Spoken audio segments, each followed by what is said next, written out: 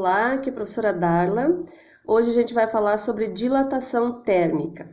O que é a dilatação térmica dos sólidos? Aqui eu esqueci de colocar aqui, é dos sólidos, ok? Porque a dilatação, ela não acontece só nos sólidos, ela acontece também nos fluidos. Mas tem algumas características diferentes. O nosso objetivo hoje é estudar a dilatação térmica nos sólidos. Quando um corpo ele sofre um aumento de temperatura, ele vai também ter um aumento nas dimensões dele. Então, pode acontecer um aumento no comprimento desse corpo, se for um corpo cuja dimensão linear é mais característica, no caso uma barra de metal, uma régua metálica, né? Algo comprido, então ele vai ter uma dilatação que é chamada dilatação linear, que tem a ver com o comprimento, certo? Agora, se o corpo ele tiver um formato, no caso como uma chapa metálica ou uma cerâmica quadrada, né? Uma forma retangular, por exemplo, ele vai ter um aumento na sua temperatura e, por consequência, ele vai ter uma dilatação superficial, ou seja, a sua área toda vai aumentar nas mesmas proporções, certo? E se o corpo tiver um formato mais ou menos de um cubo, por exemplo, uma esfera, esse corpo, quando ele tiver um aumento na sua temperatura, ele vai sofrer uma dilatação volumétrica, onde todo o seu volume tem um aumento proporcional, tá? Então, quando existe variação de temperatura em um corpo, essa variação ela pode causar ou a dilatação, né, o aumento das dimensões desse corpo, ou uma contração térmica, que é quando o volume ou a superfície ou o comprimento eles diminuem quando a temperatura diminui também, certo?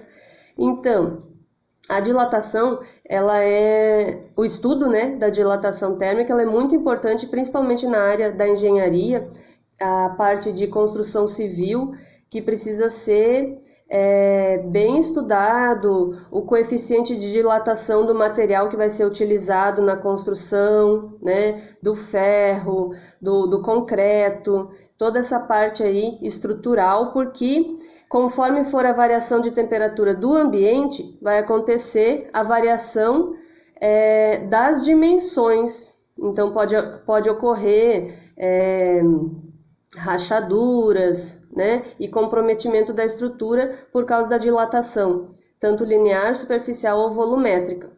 E a dilatação, ela também não está só na área da construção civil, mas ela, por exemplo, na área da saúde, a parte de odontologia, por exemplo, né?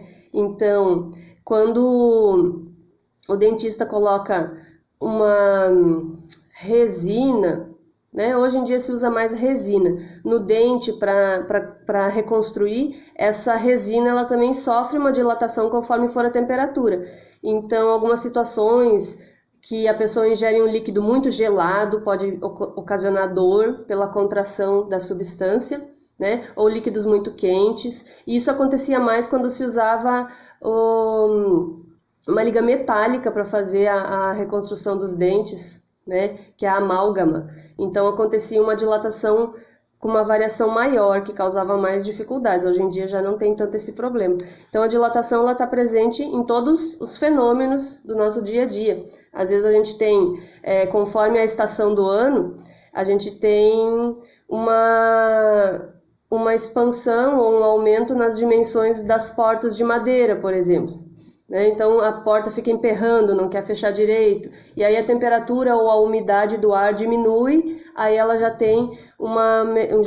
funciona melhor, né? Não fica trancando mais.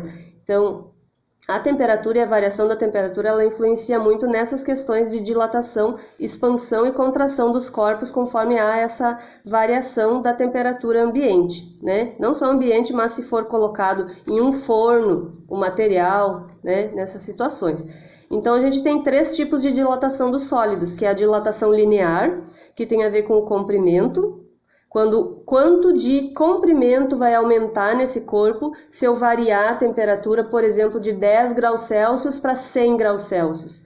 Então, eu tive uma variação de temperatura de 90 graus Celsius. Se eu variar essa temperatura 90 graus Celsius, vai aumentar o comprimento quanto? Né? Então, eu vou calcular aqui a variação do comprimento, certo? Isso dado em metros ou centímetros, conforme o problema apresentar. Se eu tiver com um corpo que vai sofrer dilatação superficial, eu tenho essa outra equação aqui, que calcula a variação da área do corpo, certo? Então, por exemplo, uma chapa metálica que é submetida a um aumento de temperatura de 100 graus Celsius. Quanto da área dela vai aumentar? Qual vai ser o aumento total nessa área, ok? E quando eu tiver um corpo, por exemplo, uma esfera, né? E eu submeto essa esfera a um aumento de temperatura. O volume total dessa esfera vai aumentar quanto? Ok? Então, essas são as situações que a gente vai ter. E a gente tem uma equação para cada tipo de dilatação. Então, aqui a gente tem a dilatação linear, onde a gente tem que ΔL é a variação do comprimento, o aumento ou a diminuição desse comprimento, certo?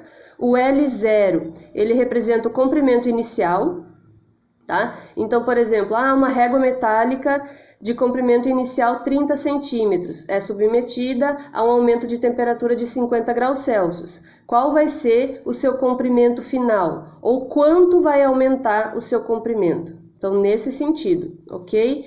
E aqui a gente tem o ΔT, que é a variação da temperatura. Pode ser em graus Celsius ou em graus Fahrenheit, que são os mais comuns, tá? Aqui a gente tem um símbolozinho que ele é chamado de coeficiente de dilatação. Quando a gente está falando em dilatação linear, esse coeficiente alfa é o coeficiente de dilatação linear. Quando a gente estiver falando de dilatação superficial, a gente tem o coeficiente beta, que é o coeficiente de dilatação superficial, tá? E no caso de a gente estar trabalhando com o volume, a gente tem o coeficiente gama, que é o coeficiente de dilatação volumétrica, ok? Então, aqui, nas três situações, a gente tem os três coeficientes, né, de dilatação. Esses coeficientes, eles estão relacionados com o material de que é feito o corpo. É ferro, ou é alumínio, ou é cerâmica, tá? Ou é concreto. Então, cada material vai ter o seu coeficiente de dilatação linear, o seu coeficiente de dilatação volumétrico e o seu coeficiente de dilatação superficial, ok? Então, aqui é do volume, né? Volumétrica, variação de volume, o quanto vai aumentar ou o quanto vai diminuir conforme for a variação da temperatura. E o volume inicial, que é o V0. Tá? Então, a variação da temperatura ela pode ser um aumento de temperatura ou uma diminuição de temperatura. Se aumentar a temperatura, aumenta as dimensões do corpo. Se ocorrer uma diminuição na temperatura, ocorre uma contração no tamanho do corpo, das dimensões, né? Uma diminuição, ok? Então, esses são os três tipos de dilatação que a gente vai estudar. E agora a gente vai ver alguns exemplos e questões resolvidas. Tranquilo?